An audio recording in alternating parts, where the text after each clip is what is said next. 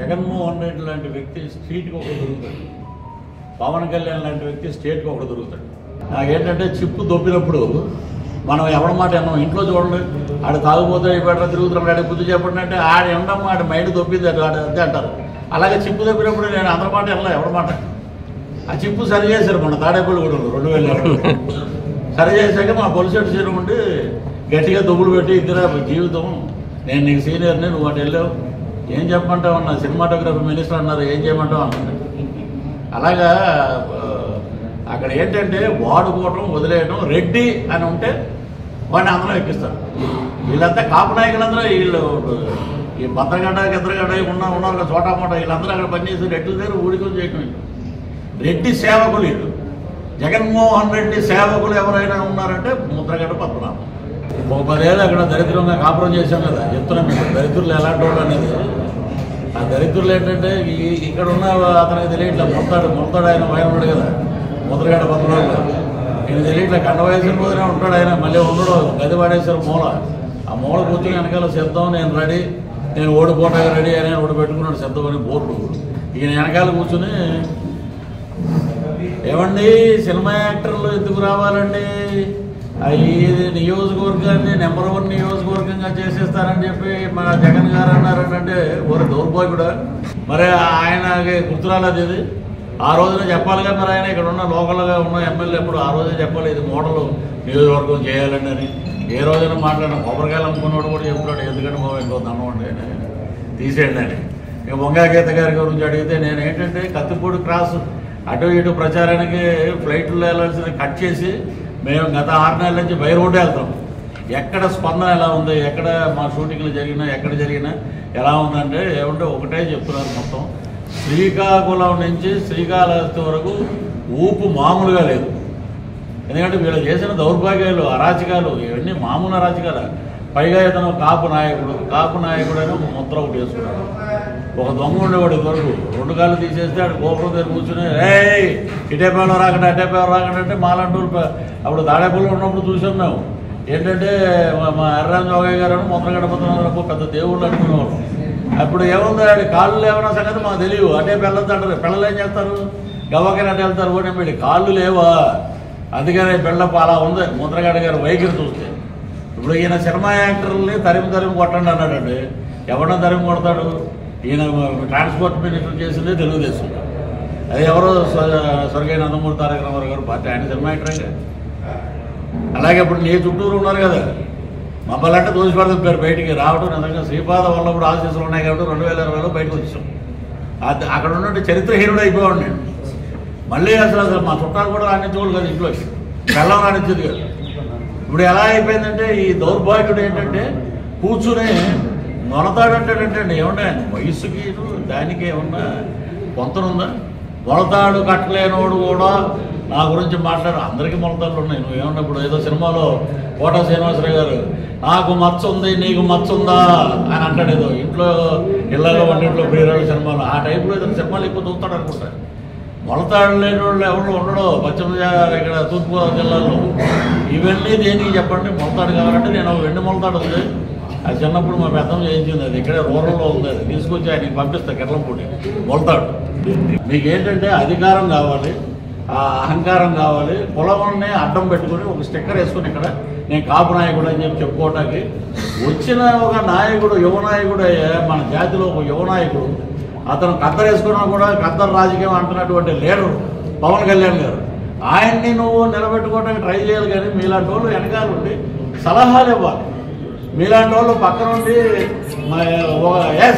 మా జాతికి ఒకడు వచ్చాడు అతను నిలబడతాం మనం అనగానే రే నాయన నీకు దండం పెడతాం ముద్రగడ్డ గారు మీకు దండం పెడతా ఉంటే మిమ్మల్ని ఏం అనలేము, ఏం చెప్తావు చెప్పండి. మీరు మాకన్నా పెద్దోళ్ళు ఏమో నాకు తెలియదు, కానీ మీకు చేతులకు దండం పెడతాం ఇలాంటి పరుష మాటలు మాట్లాడపకండి. ఇప్పుడు ఇక మీ ద్వారంపూడి గారి గురించి మీ గురించి మాట్లాడితే వీళ్ళు కూడా రాజకీయవేత్త చీ అని అంటాడు ఆయన. ఎంత దౌర్భాగ్యమైన చరిత్ర మీ చుట్టూనే ఉంది. అంతెందుకు మీకు కిర్లంపూడి మీది అనకాపల్లిలో పిల్లా గోవింద్ అని తెలుగుదేశం ఎమ్మెల్యే గారు కాపు సంక్షేమ భవనం కోసం 1 ఎకరా 7 సెంట్లు ఇస్తే దాని డెవలప్మెంట్ కూడా డబ్బులు శాంక్షన్ చేస్తే కోడిగుడ్డు అమర్నాథ్ వచ్చి దాన్ని ఏం చేశారు వైసీపీ ఆఫీస్ కింద కట్టేశారు. కాపు నాయకుడు ఉన్నాయి ఇప్పితే నీకేంటంటే ఒక ఏదైనా చూడండి టోల్ గేట్ దగ్గర చిన్నవి ఉంటే టికెట్లు కొట్టాయి అలాంటిది ఒకటి ఇచ్చారు నీకు అక్కడ. ఆ టోల్ గేట్ లాగా నువ్వు ఎవడైనా కాపు వెళ్తే కాపు వీడు ఎవడో కాపు కదా అంటాడు. అసలు నువ్వు కాపు అని నాకు అనుమానం. ఆడప్పుడు ఏం చెప్తావు మా కాపులోనే ఉన్నాడు దౌర్భాగ్యుడు, అతను అంబటి రాంబాబు గారు. ఆయన ఏంటంటే సంక్రాంతి పండుగలకు వచ్చేసి డ్యాన్సులు వేస్తాడు. అలాగా ఆ శ్యాంబాబు అనే క్యారెక్టర్ని పట్టుకున్నాడు. ఇరిగేషన్ వదిలేశాడు. పవన్ కళ్యాణ్ బ్రో సినిమా 60 కోట్లు దాటలేదని నాకు తెలిసింది. నిఘా వర్గాలు తెలిపే ఒరే నువ్వు పోలవరం ప్రాజెక్టులో అసలు ఆ గేట్లు ఏంటి, అవేంటి, ఆ డ్యాములు ఏంటి, దానివల్ల ఏంటి, వరదలు వస్తే ప్రమాదం ఏంటి, మిగులు నీరు ఏంటి, అది ఎప్పుడు పూర్తవుతుంది, ఎప్పుడైనా సమీక్ష ఉందా మీకు? టూరిజంలో నెంబర్ 1 అంటది ఆమె రింగురాణి రోజారాణి. 27వ ప్లేస్లో ఉంది మనకు. ఏం చేశారు మీరంతా? ఆయన ముసలోడు ఒకటి మొన్న యూట్యూబ్లో చూసాం. ఈవిడ ఎరమంటి ఇచ్చారు, ఆమె ఎందుకు మనం బీక్కోవాల్సిందే, మొత్తం కోట్లు సంపాదించేసింది. ఆయన ఇది దోచుకోవటానికి ఉన్నారండి. వీళ్ళంతా దోచుకోవటానికి చేసి కొట్టాలంటే 13 మే 13 చంప పెట్టి కొట్టాలి ఒక్కొక్కటి వైఎస్ఆర్సీపీ ఒకటి.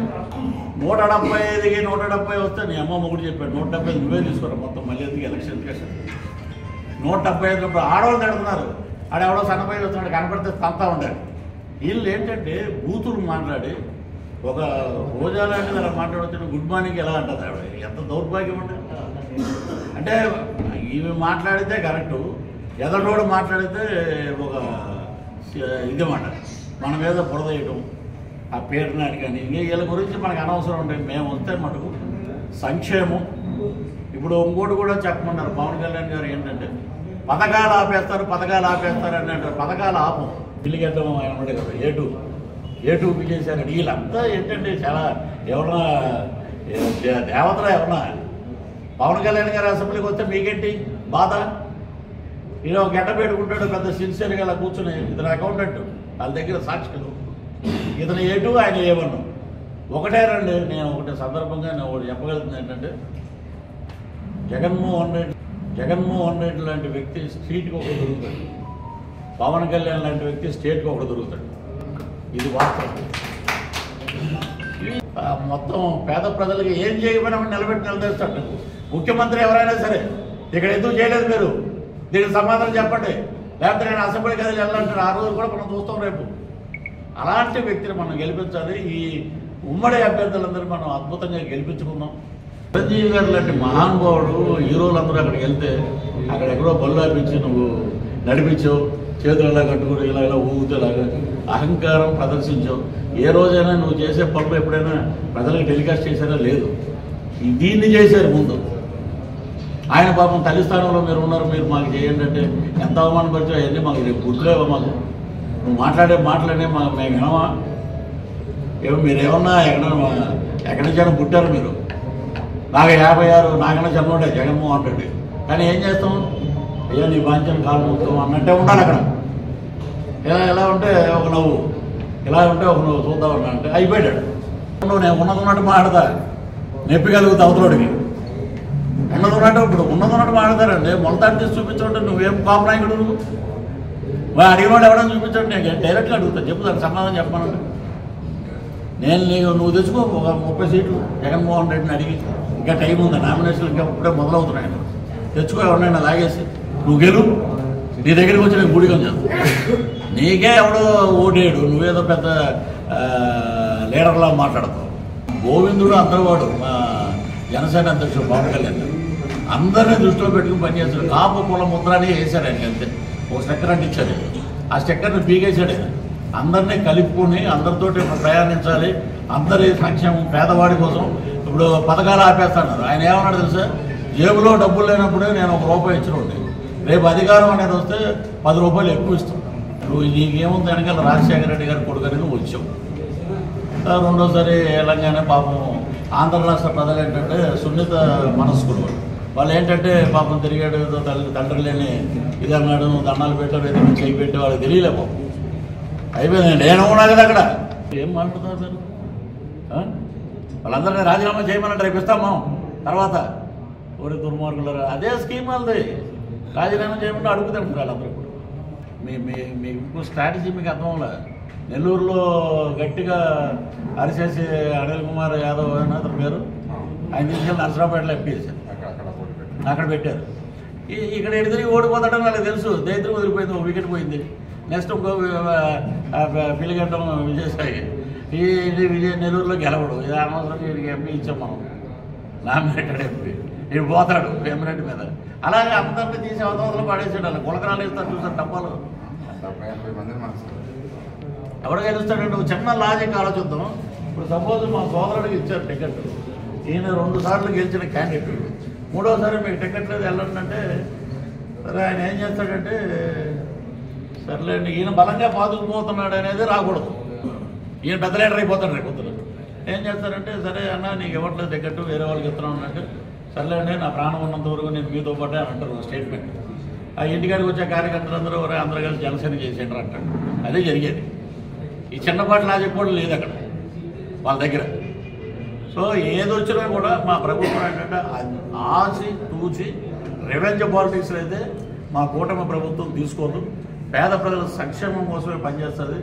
ఆ వాలంటీర్ వ్యవస్థను కూడా పునరుద్ధరిస్తున్నాం. అలాగే వారికి కావాల్సిన రాయితీలు ఇస్తాం. దాంట్లో మహిళలు ఎంతమంది మిస్ అయ్యారో పవన్ కళ్యాణ్ గారు మాట్లాడిన దాంట్లో నిజం ఉంది. అవి అన్నిటి మీద ఎంక్వైరీలు వేస్తారు.